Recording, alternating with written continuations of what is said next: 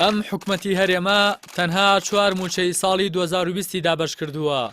تازە بە تازە پاش 50 ڕۆژ سەرقاڵی دابشکردنی موچەی پێنجەمی ساڵە کەچی لەسەر داواکردنی ماف و دەستەبەرکردنی ئازادیەکان زیاتر لە 7 مامۆستا و چالاکوان و ڕۆژنامەنووسی دەستگیر کردووە.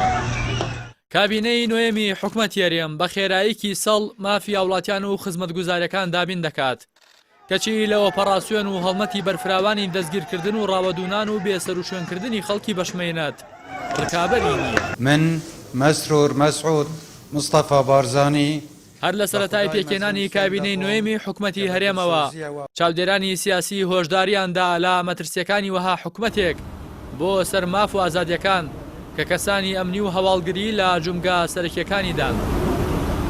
لە ئێستاشدا و پاش 2 ساڵ لە حکومڕانیەم کابینەیە سەلماوە کە حکومەتێکی پۆلیسی تەنیا گرتن و ڕاوەدونانی پێدەکرێت وەگەرنا لە ئاست خزمەتگوزاری و دابشکردنی موچە و گفتوگۆی دیبلۆماسی و ڕێککەوتنی سیاسی لەگەڵ بەغدا حکومەتێکی شکست خواردووە و هیچ لە بارا نەبووە.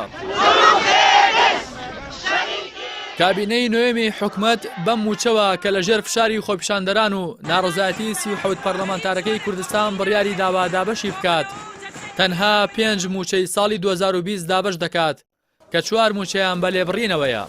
هاوکات چارەنووسی موچەی مانگەکانی 11 و 12 نادیارە و پێشتریش 5 موچەی مانگەکانی 4 و 5 و 6 و 7 و 8 بێسەر و شوێن کردووە و تەنانەت ئامادە نیە ناوی پاشەکەوتیشی لێ بنێت.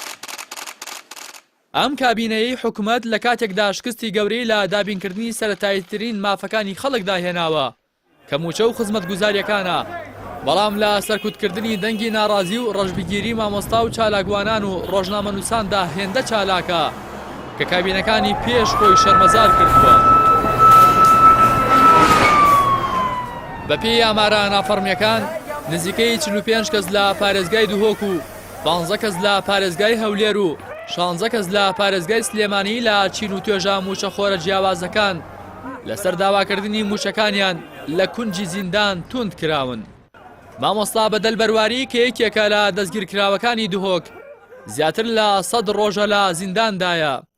تەنیا تاوانی ئەو مامۆستایە ئەوە بوو داوای دەکرد خۆپیشاندان و ناڕزایەتی بەرفراوان بەڕێوە بچێت تا حکومەت ناچار بکرێت کە موچە لە کاتی خۆیدا و بێ لێبڕین دابش بکات کەچی لە ئێستادا بە تۆمەتی تێکدانی ئاسایشی نەتەوەیی لە ئاسایشی گشتی هەولێر دەستگیر کراوە و ڕێگەش نادەن بە پارێزەر و کەسوکارەکەی سەردانی بکەن کە دروستکردنی سیناریۆ و داتاشین تۆمەتی لەم جۆرە ڕێک لە کاری دەستگا هەواڵگریەکان دەچێت. تەنیا بەراوردکاری نێوان شێوازی دابشکردنی موچە و هەڵمەتی ڕەشبگیری هاوڵاتیان وەڵامی ئەو پرسیارە دەداتەوە کە ئایا کابینەی نوێمی حکومەت کابینەیەکی خزمەتگوزار و مەدەنیە یان کابینەیەکی پۆلیسی و سەرکردەرە.